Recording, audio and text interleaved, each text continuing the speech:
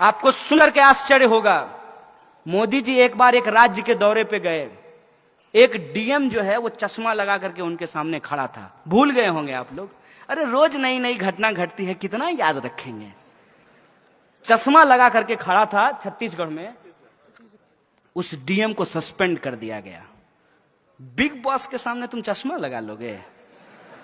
अब आप सोच के देखिए, आप नौजवान हैं, आप यूपीएससी करना चाहते हैं, आप महाराष्ट्र पीसीएस का एग्जाम पास करना चाहते हैं, और ऐसा आदमी जो अभी तक अपना डिग्री नहीं दिखाया है, उसके सामने आप चश्मा लगा लें तो आपको नौकरी से निकाल दिया जाएगा।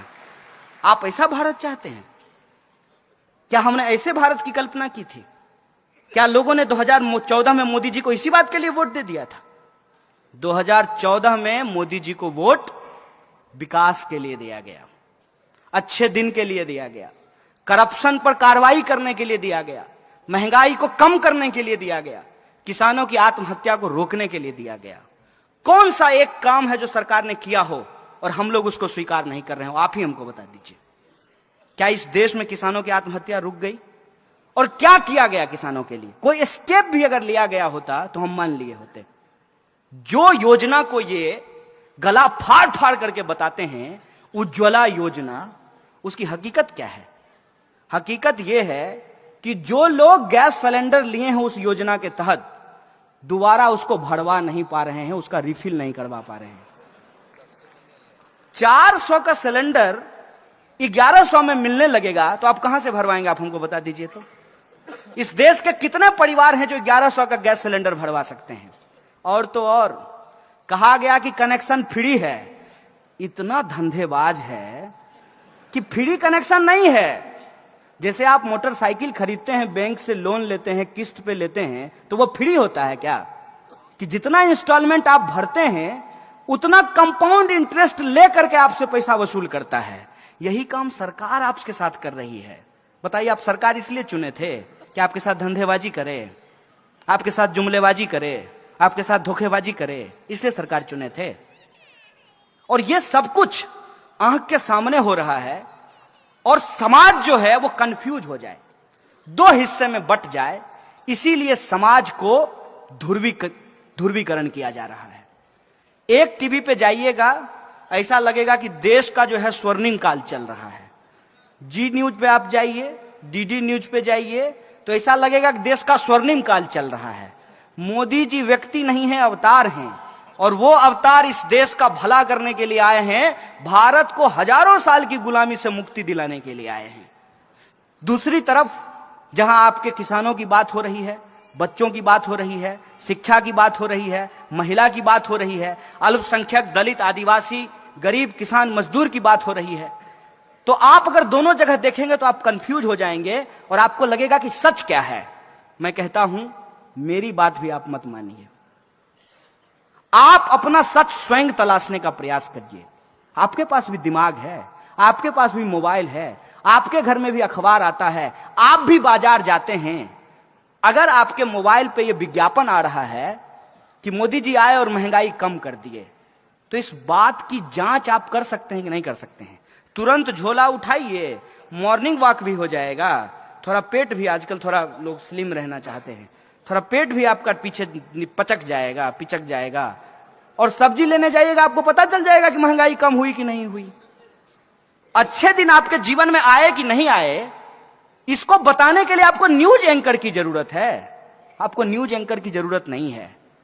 और इस साजिश को भी आप समझ जाइएगा कि पहले पार्टी के वर्करों से चलती थी, आजकल पार्टी न्यूज के एंकरों से चलती है। तुम हमको कुछ और बताने के लिए हो दोस्त, हमको यह बताओ कि इस देश में 2 करोड़ रोजगार पैदा हुए कि नहीं हुए। इस देश में 5.5 लाख इंजीनियर बनते हैं और 1 लाख से ज्यादा रोजगार पैदा नहीं हो पा रहा है। जो डेटा अभी तक आया है, अब डाटा भी आना बंद हो गया है। डेटा आना, सरकार ने कहा कि हम ये डेटा ही नहीं दे सकते हैं कि कितने बेरोजगार हमारे पास हैं। सरकार सब कुछ कर सकती है, कितना पखाना बनवाई है ये आपको बता सकती है, लेकिन देश में कितने बेरोजगार हैं ये आपको नहीं बता सकती है। एलईडी का दाम बता सकती है, लेकिन राफेल का दाम आपको नहीं बता सकती है। ये सब बात आप समझेंगे। ये जो मुद्दों की बात है इन मुद्दों पे आप विचार कीजिए और विमर्श कीजिए, तब आप इस नतीजे पे पहुंचेंगे कि हिंदुस्तान में इस देश का जवान, किसान और संविधान खतरे में है। और आज यदि लाल बहादुर शास्त्री होते तो वो सिर्फ जय जवान जय किसान नहीं बोलते, वो कहते जय जवान जय किसान जय संविधान, वो ये नारा लगाए होते। और संविधान की जब हम बात करते हैं तो संविधान की आधारशिला क्या है, इस बात को हमको समझना पड़ेगा। और मैं आप लोगों से एक अपील करना चाहता हूं, ये नागपुर की धरती है, महाराष्ट्र में एक से एक महान लोग हुए हैं, बाबा साहब भीमराव अंबेडकर हुए हैं तो अन्ना भाऊ साठे भी हुए हैं। यह जो महान धरती है, इस महान धरती पे महात्मा ज्योतिबा फूले का जन्म हुआ है। मैं आप लोगों से यह आग्रह करना चाहता हूं कि टीवी व्हाट्सएप तो सब ठीक है, एक बार महात्मा फूले का गुलामगिरी जरूर पढ़िएगा। और सिर्फ जय भीम का नारा लगाने से काम नहीं चलेगा, आपको बाबा साहब का 22 प्रतिज्ञा भी पढ़ना चाहिए, जो कहते हैं बाबा साहेब हम करेंगे। हमको लगता है कि आज हम इस दौर में हैं कि हमको शोर शराबे की जरूरत नहीं है, हमको चिल्लाहट की जरूरत नहीं है। शांत होकर के, संगठित होकर के, शिक्षित होकर के हमको एक प्रबुद्ध भारत के निर्माण की जरूरत है। एक तरफ लोग कहते हैं कि भारत को हम हिंदू राष्ट्र बनाएंगे, हम कहते हैं कि उसके बरक्स आप लोगों को कहना चाहिए कि भारत को हम प्रबुद्ध भारत बनाएंगे। एक तरफ लोग कह रहे हैं हिंदू मुसलमान का झगड़ा जरूरी है, दूसरी तरफ आप कहिए ना हिंदू बनेंगे ना मुसलमान बनेंगे, इंसान की औलाद है, इंसान बनेंगे। एक तरफ लोग कहते हैं कि शिक्षा, रोजगार और किसान की बात आपने पिछली सरकार के समय में नहीं पूछा था, आपने कहिए कि हम पिछली सरकार में भी पूछा था, इस सरकार में भी पूछ रहे हैं और आने वाली किसी भी सरकार से पूछेंगे। हमारी ये लड़ाई है।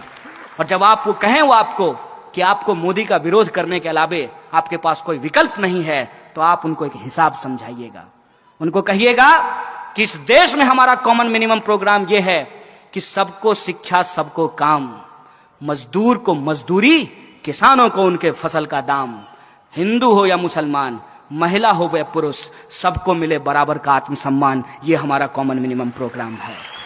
और इस कॉमन मिनिमम प्रोग्राम पे हम साथ चलने के लिए तैयार हैं, क्योंकि हम ये बात जानते हैं कि हिंदुस्तान को यदि हम संगठित तौर पे देखना चाहते हैं तो हर किसी को अपनी अपनी भूमिका निभानी पड़ेगी।